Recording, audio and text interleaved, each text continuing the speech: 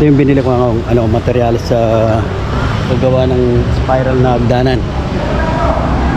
1 and 1/4 na schedule 20 square bar at angle bar. At ano, yung round bar na ano, maliit. Tapos yung kulang na lang yung ano, yung tubo, rest na tubo. Yung para sa center ng spiral. Ito yung dos medyo na tubo, schedule 40 para sa center ng ano, ng spiral.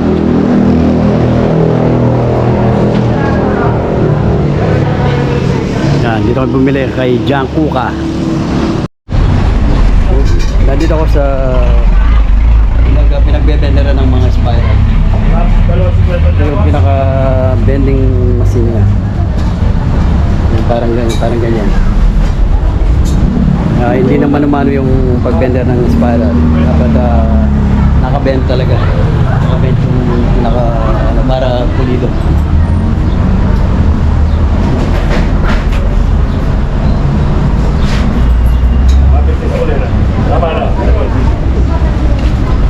Sige, boss na. Okay, boss. Tanaw mo pa sa bahay. Gagawa po tayo ng ano, ng spiral na hagdanan. Yung mga na-pattern ko ng ano, pattern ko ng steer.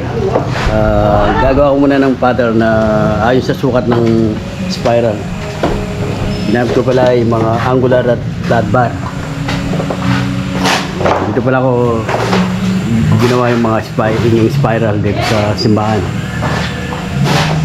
Bali ano siya, 13 to 14 step.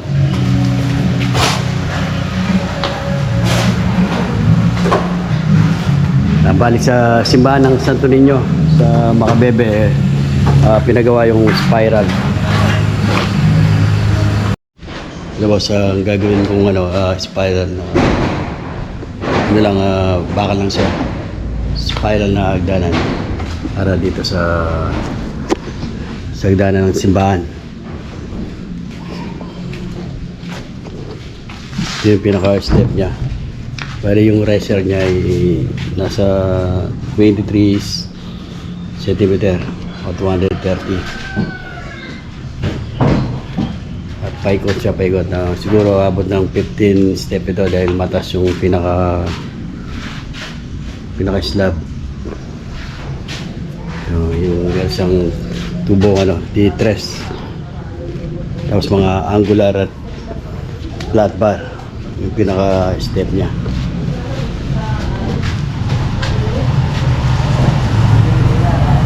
Ano ba makuha yung pinaka step niya ay gagawa ka muna ng pattern na bilog.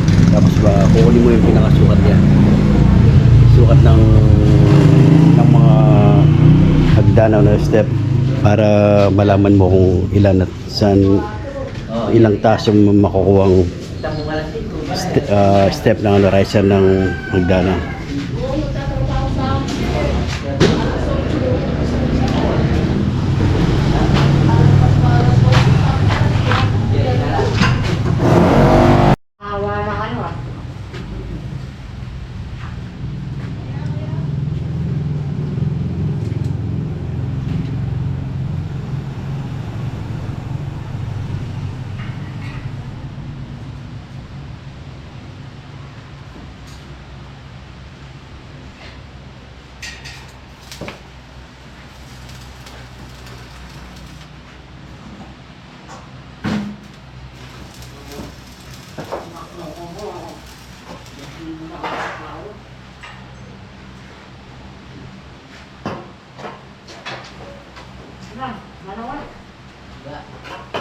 Gapang kapit na.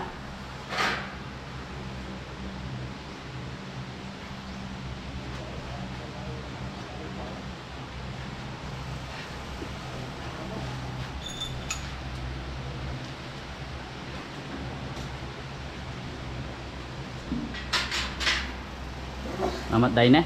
Oo, dahil na. Hindi kayo ulit.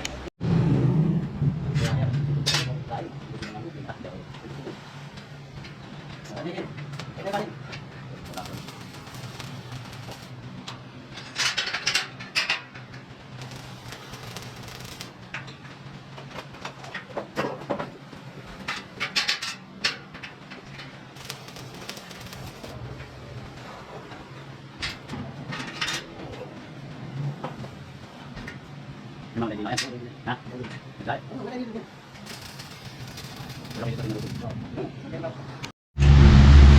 So, nabuko na yung mga step ng spiral.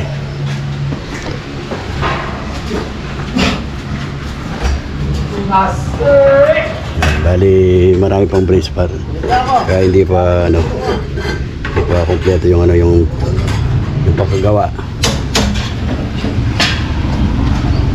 Bali may may landing isang malit dito kasi sobrang sikat, tapos yung mga yung mga step niya bali marami, kaya may dito may landing na maliit, tapos bago yung slab. Sobrang siya 3 meters sa 4 meters na ito. Tapos lalagyan ko ng gabay ng reading. Magpapadrum muna ako ng bakal na maliit para makuha yung pinaka ikot niya. Ikot ng spiral para mapabender ko. Ngayon ay ipapabender ko na yung reeling ng power blade. Yung reeling ng spiral.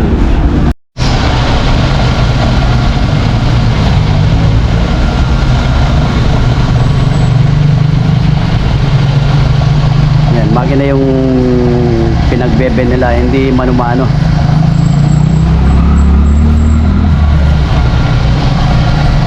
Kasi mano-mano, hindi masyadong accurate yung pagka-bend niya. Pero dito sa makina ay halos perfect, or may sablay lang, mga konting-konti siguro. Mahirap i-bend yung gabay ng spiral. Pero dito, basta dali mo lang yung sukat at padron niya.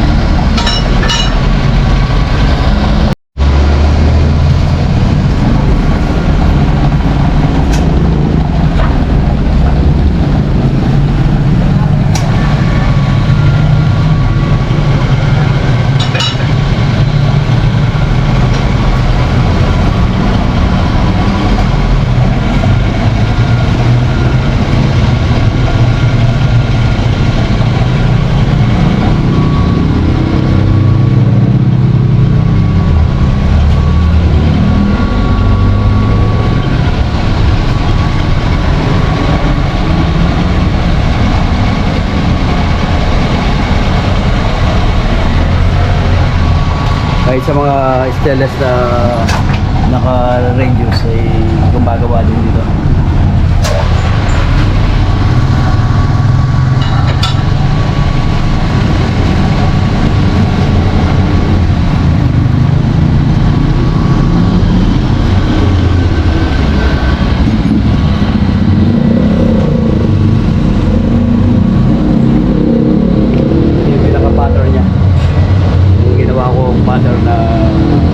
Pinaka-guide.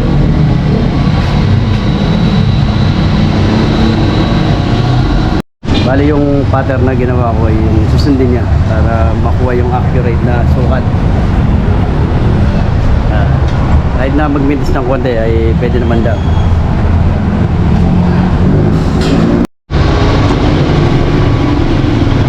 Yan, na-bender na yung isang parte ng spiral railing.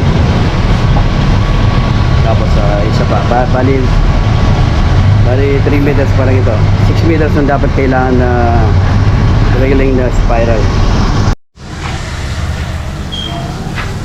Ito yung spiral na yung pinaka railing niya, inakabit ko na. Meron ang taas na 1 meter. Tapos hindi pa tapos itong mga sa gilid niya, sa yung gabay. Hindi pa lang yung gabay, yung railings.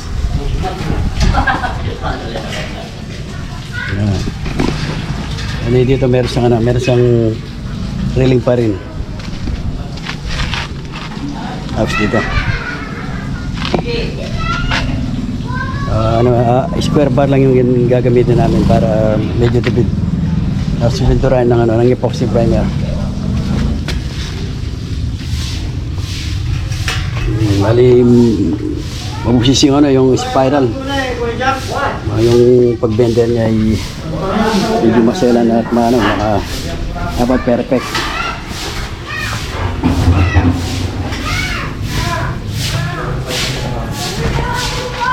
Kaya sa ba't yan, baka trabaho. Man.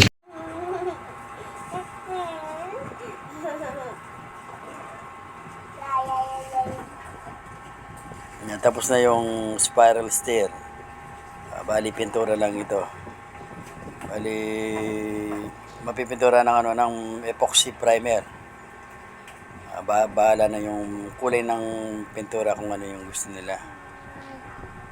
Basta na kompleto yung pinakagabay niya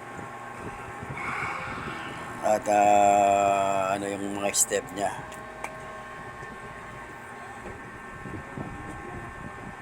Bali konti na lang yung lilinisin na gagrinder rin na mga